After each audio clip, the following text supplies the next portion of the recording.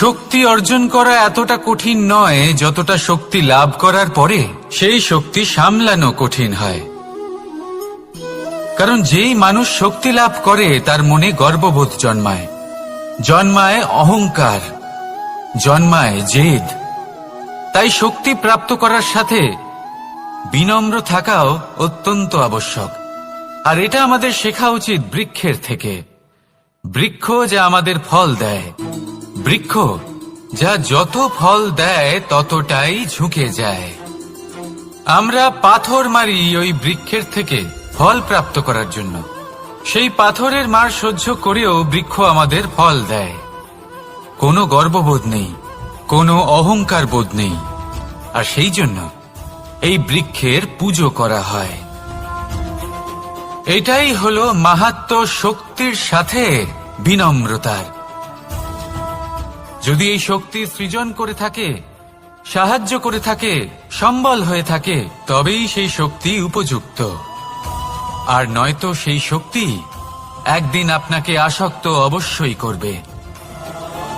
তাহলে শক্তি অবশ্যই অর্জন করুন, কিন্তু তার সাথে সেই শক্তি সামলানোর মতো বিবেকও আপনাকে অবশ্যই জাগ্রত করতে হবে। তাহলে আসুন আমার সাথে ভালোবেসে বলুন, রাধা রাধা।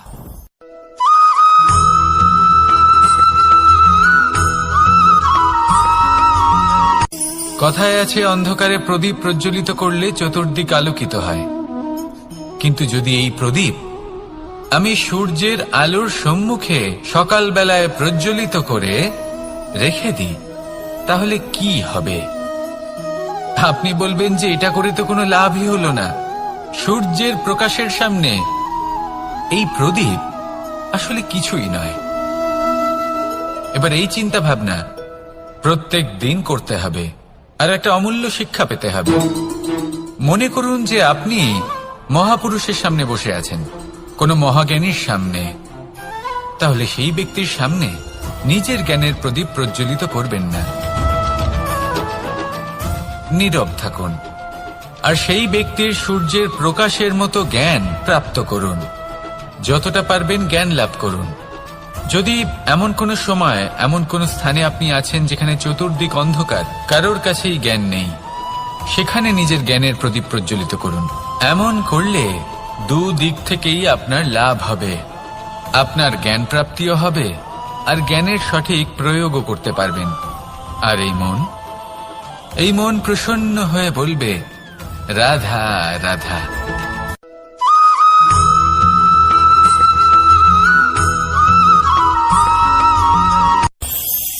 এই সংসারে আমরা প্রকাশ কোথা থেকে পাই? এর উত্তর বড়ই সরল। ভোরে যখন সূর্যোদয় হয় তখন প্রকাশের কিরণ আমাদের ঘরে এসে পৌঁছয়। এইভাবেই আমরা প্রকাশ লাভ করি। এবার এই প্রকাশের আলোতেই আমরা সারাদিনের কাজ সম্পন্ন করি। সন্ধে হয়ে যায়, সূর্যাস্তও হয়ে যায়। আর আমাদের ঘর যাতে অন্ধকার না হয় তার জন্য আমরা একটা প্রদীপ প্রজ্বলিত করি। এটাই ঘটে আমাদের জীবনেও। এবার প্রবাহমান আয়ুর সাথে আমরা আমাদের অন্তরে যদি একটা প্রদীপ প্রজ্বলিত করে নিই, তাহলে বিষয়টাই অন্যরকম হবে। এবার আপনি বলবেন, কোন প্রকাশের কথা বলছি যা আমাদের অন্তরে জাগ্রত করা সম্ভব? আমাদের আত্মার মাঝে প্রেমের প্রকাশ জাগ্রত করার কথা বলছি। কারণ আমাদের এই জীবন এও হলো দিনের আলোর মতো। আজ প্রকাশ আছে, কিন্তু কোনোদিন অবশ্যই অস্ত হবে। কিন্তু অস্ত হবার আগে যদি আমরা আমাদের আত্মার মাঝে প্রেমের এই প্রকাশ উজ্জ্বলিত করে নিই, তাহলে আমাদের সন্ধ্যাকালও আমরা আনন্দে এবং প্রেমে যাপন করব। তাহলে আসুন আর আমার সাথে ভালোবেসে বলুন, রাধা রাধা।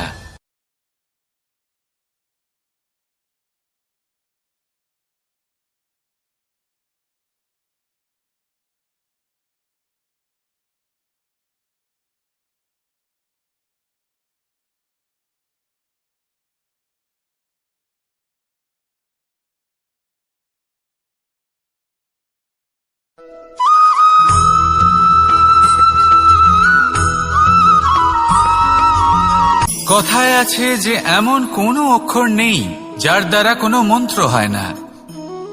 এমন কোনো বনস্পতি নেই যা নিজেই একটা ঔষধি নয়।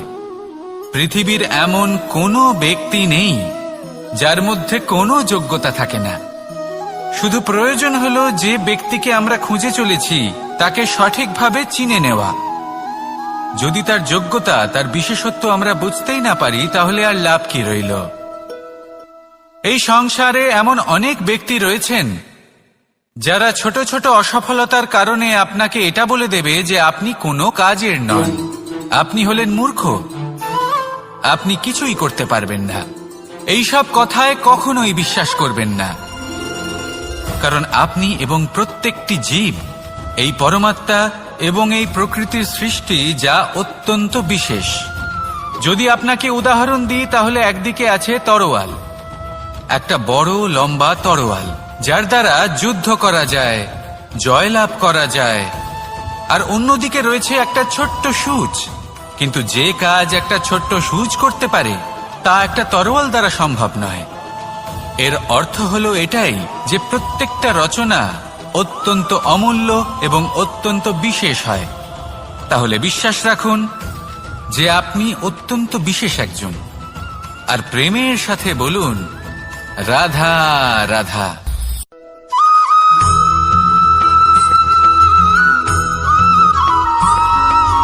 জীবনে যখন কোনো ব্যক্তি নিজের লক্ষ্য প্রাপ্তির জন্য নিরন্তর পরিশ্রম করতে থাকেন, চেষ্টা করতে থাকেন, তখন তিনি কষ্ট অনুভব করেন, কখনো শারীরিক কষ্ট, কখনো মানসিক কষ্ট। এবার উনি এটা ভাবতে থাকেন যে আমি কি উচিত করছি নাকি অনুচিত করছি। কারণ অন্যদিকে এমন একজন ব্যক্তিও আছেন যিনি একদমই পরিশ্রম, চেষ্টা করছেন না। তিনি মদিরা পান করেন, বিলাসিতায় জীবন কাটান, অলস প্রকৃতির হয়ে ওঠেন, নিদ্রাতে বিলীন হয়ে থাকেন আর ভাবেন যে তিনি সুখ লাভ করছেন। কিন্তু এরকম কেন হয়? কারণ যখন আমরা সৎ পথে থাকি, উচিত পথে চলি, লক্ষ্য প্রাপ্ত করার জন্য চেষ্টা করতে থাকি, তখন আমাদের ভেতরে থাকা নেতিবাচক শক্তি এবং পাপ এই দেহকে ত্যাগ করে দেয়। আর এই অনুভূতিটাই আমাদের দুঃখের অনুভূতি দেয়, কষ্ট দেয়। এবার সেখানে যদি আমরা কুপথে চলি, অনুচিত পথে চলতে থাকি, তাহলে আমাদের ভেতরে থাকা পুণ্য এবং ধনাত্মক শক্তি আমাদের দেহ ত্যাগ করে দেয়। আর এই অনুভূতির কারণেই আমরা সুখ অনুভব করি। কিন্তু কখনো ভাববেন যে এই সুখ বেশি সময় পর্যন্ত থাকে না। সেই জন্য সবসময় মনে রাখবেন, যদি আপনি জানেন যে এটাই আপনার লক্ষ্য, এটাই উচিত পথ, শুভ পথ, তাতে নিরন্তরভাবে এগিয়ে যেতে চেষ্টা করতে থাকুন। এই কষ্ট আপনাকে সুখের পরাকাষ্ঠায় কখন পৌঁছে দেবে তা আপনি জানতেই পারবেন না। আসুন আমার সাথে ভালোবেসে বলুন রাধা রাধা।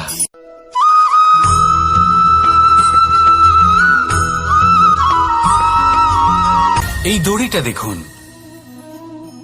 ছোট ছোট রেশম দ্বারা তৈরি, এটা সরু সুতো দ্বারা তৈরি হয়েছে এটা, আর এ অত্যন্ত কোমলও বটে। আর আপনি চাইলে এটা সোজাও করে দিতে পারেন, আর চাইলে এটা বেঁকিয়েও দিতে পারেন, আর যদি চান তাহলে এটা গোল গোল করে বেঁধে কোথাও রেখেও দিতে পারেন। এবার এই কোমল দড়ি যদি কোনো নিষ্ঠুর কঠিন পাথরে বারংবার জড়িয়ে দেওয়া হয়, তাহলেও তাকেও কাটতে পারে, নিজের ছাপ ছেড়ে যেতে পারে, সেটার আকারও বদলে ফেলতে পারে। এবার এর কারণ কি? এর কারণ হলো অভ্যাস আর নিরন্তর প্রচেষ্টা। যদি আপনিও চেষ্টা করেন আর নিরন্তর কর্ম করে যান, তাহলে আপনার প্রারব্ধ পাথরের মতো কঠিনই হোক না কেন, তাতে ভাঙন ধরিয়েও আপনি নিজের লক্ষ্যে অবশ্যই পৌঁছতে পারবেন। একটা গুরুত্বপূর্ণ কথা মনে রাখবেন, সুকর্মের অভ্যাস আর নিরন্তর প্রয়াস, এই হলো সাফল্যের মন্ত্র। তাহলে জীবনে এই মন্ত্র আনুন আর আমার সাথে ভালোবেসে বলুন রাধা রাধা।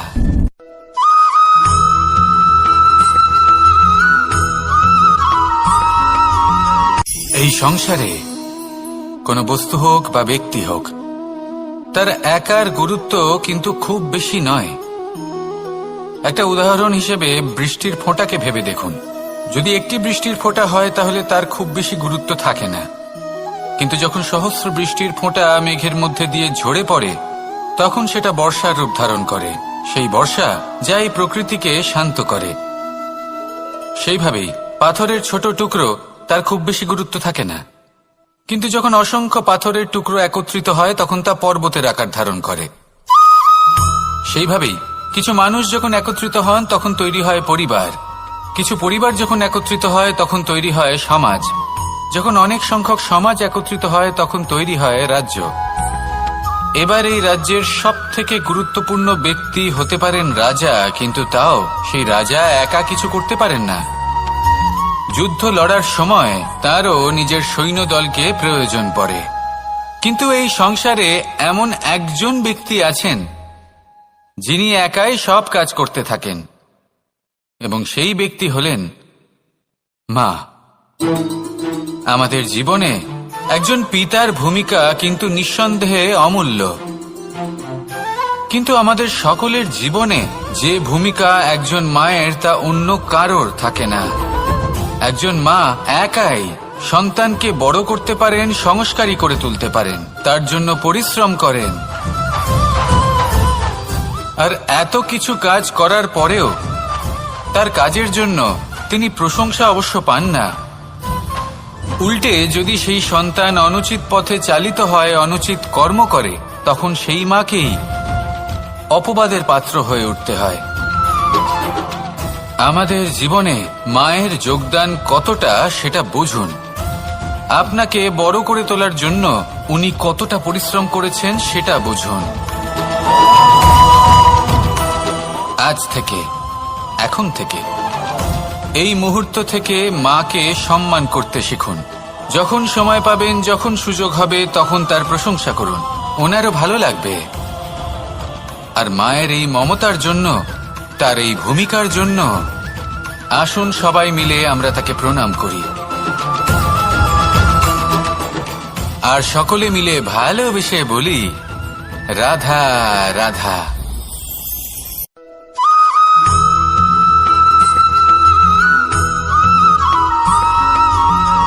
আপনি কখনো কোনো বাজকে নিজের বাসা বানাতে দেখেছেন?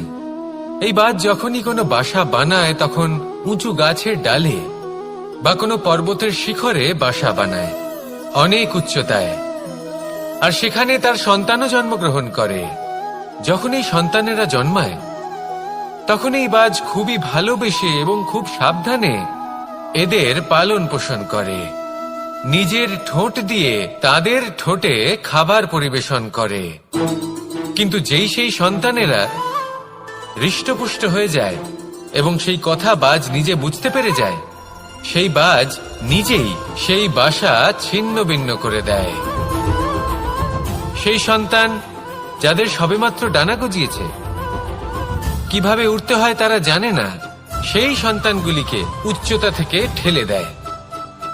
সেই সন্তান প্রথমে ভয়ভীত হয়ে যায়, তারা সামনে মৃত্যুকে দেখতে পেয়ে ভয়ের কারণে তাদের ডানা ঝাপটাতে থাকে, আর সেই প্রক্রিয়াতেই সেই সন্তানগুলি উড়তে শুরু করে দেয়। এবার এই ঘটনায় আমরা কি শিক্ষা পেতে পারি? এটাই, যদি আপনি মাতা পিতা হন তাহলে নিজের সন্তানকে অবশ্যই স্নেহ করুন, কিন্তু তাদেরকে নিজের আঁচলের তলায় বেঁধে রাখবেন না। যদি আপনি চান আপনার সন্তান জীবনে উন্নতি করুক, তাহলে নিজের মুঠো থেকে তাদের স্বতন্ত্র করে দিন, এই সংসারে সংঘর্ষ করতে দিন। সেই সন্তান নিজেই বুঝতে পারবে যে জন্মের সময় পাওয়া ডানা কি করে ব্যবহার করতে হয়, আর আপনার চোখের সামনে আপনার সন্তান এই আকাশে উড়তে থাকবে। তাহলে আসুন আমার সাথে ভালোবেসে বলুন রাধা রাধা।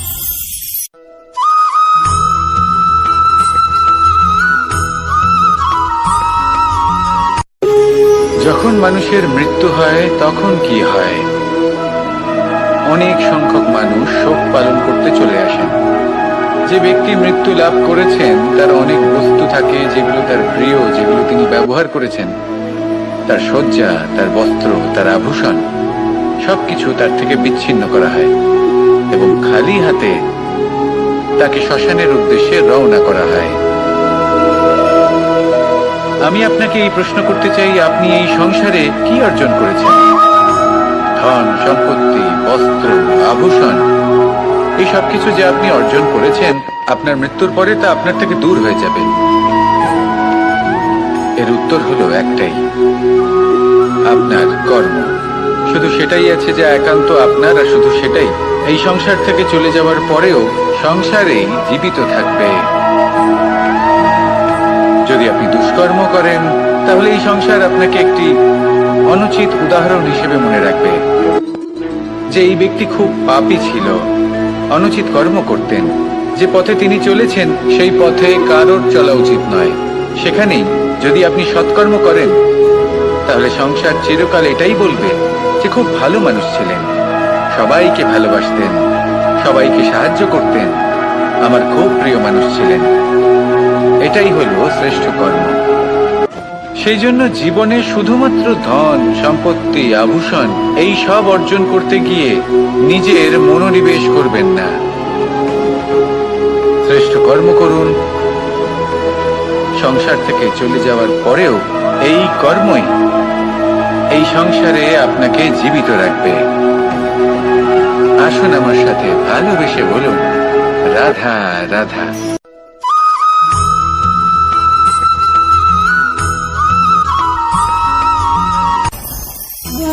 ভোজন। এবার ভোজন সংগ্রহ করার জন্য মানুষ কি না করেন, সব সময় চেষ্টা করতে থাকেন। ফসল উৎপাদনের জন্য অনেক পরিশ্রম করতে থাকেন, কিন্তু অনেক সময় অনেক পরিশ্রম করার পরেও ফসল ভালো উৎপাদন হয় না। এর কারণ কি? কারণ হলো এটাই যে আপনি পরিশ্রম হয়তো অনেক করেছেন, কিন্তু আপনার নজর তো সেই বীজের দিকে ছিলই না যা আপনি রোপণ করেছেন। সেই জন্য সব সময় কোনো বীজ রোপণ করার আগে তাকে পরখ করে দেখুন, তা অত্যন্ত আবশ্যক।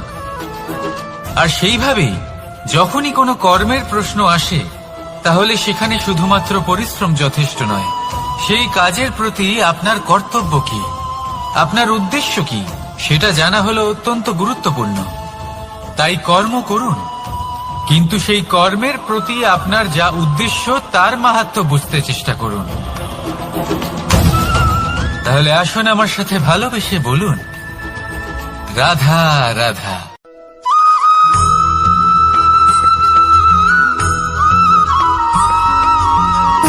সুখ, দুঃখ এবং শক্তি, এই তিন হলো এই সংসারের ত্রিদেবের মতো। আমাদের জীবনে যা কিছু ঘটছে এই তিনটির ভিত্তির উপরেই হচ্ছে। আসলে এই সংসারের একটা নিয়ম আছে, যখনই আপনি কিছু লাভ করেন, এই সংসার আপনার পরীক্ষা নেয়। এটা জানার জন্য আপনার পরীক্ষা নেয় যে আপনি যা কিছুই লাভ করেছেন, আপনি কি আদৌ সেটার যোগ্য কিনা। ঠিক সেইভাবেই এই সুখ, দুঃখ এবং শক্তি আপনার পরীক্ষা নিয়ে থাকে। যখন সুখ আসে তখন সে আপনার পরীক্ষা নেয় যে আপনার মধ্যে অহংবোধ জাগ্রত হয়নি তো। যদি অহংবোধ চলে আসে তাহলে সুখ সেখানেই সঙ্গ ত্যাগ করে। দুঃখ আপনার ধৈর্যের পরীক্ষা নিতে থাকে, আর যদি আপনার মধ্যে ধৈর্য না থাকে তাহলে এটা আপনাকে আরো বেশি দুঃখের গভীর অন্ধকারে ঠেলে দেবে। সেখানে শক্তি পরীক্ষা নেয় আপনার বিনম্রতার। যদি আপনি বিনম্র না হন, তাহলে হয় এই শক্তি আপনার সঙ্গ ত্যাগ করবে, নয় এই শক্তি বিনম্রতার অভাবে আপনার পতনের কারণ হতে পারে। এই সংসারে যে কোনো ব্যক্তি যিনি এই পরীক্ষায় উত্তীর্ণ হয়ে থাকেন, এই জীবনে তিনি সাফল্য লাভ করেন। আসুন আমার সাথে ভালোবেসে বলুন, রাধা রাধা।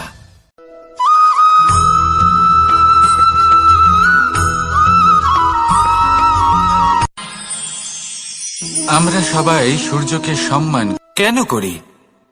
কারণ আমরা জানি যে সন্ধেবেলা যখন সূর্যাস্ত হবে তখন শুধুমাত্র অন্ধকার বাকি থাকবে।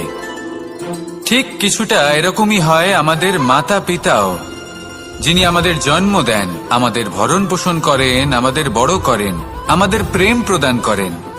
কখনো কখনো তাদের মুখ থেকে কটু কথা নিঃসৃত হয়, আমাদের দুঃখ হয়, কিন্তু তখন আমাদের এটা বোঝা উচিত এগুলি নিঃসৃত হচ্ছে আমাদেরই মঙ্গলের জন্য। যেমন সূর্যদেব, উনিও উত্তাপ দিয়ে থাকেন আমাদেরই মঙ্গলের জন্য, যাতে ফসল পাকতে পারে, যাতে জল বাষ্প হয়ে মেঘ হতে পারে, বৃষ্টি হতে পারে, আর এই সংসারে নিরন্তর জলের প্রবাহ থাকে। আমাদের মাতা পিতা, তাদের কঠোর আচরণ, তাদের কঠোর অনুশাসনের পেছনে লুকিয়ে থাকে ওনাদের ভালোবাসা। আমাদের তা বুঝতে হবে, সসম্মানে ওনাদের গ্রহণ করতে হবে। কারণ ঠিক সূর্যাস্তের পরে যেমন চতুর্দিক অন্ধকারচ্ছন্ন হয়ে যায়, তেমনি আমাদের জীবন থেকে যখন আমাদের মাতা পিতা চলে যায়, তখন আমাদের জীবনেও শুধু এবং শুধুমাত্র অন্ধকারই ছেয়ে থাকে। সেই জন্য নিজের মাতা পিতাকে সম্মান করুন, ওনাদের ভালোবাসা প্রদান করুন। এই মন আর এই জীবন প্রসন্ন হয়ে বলবে, রাধা রাধা।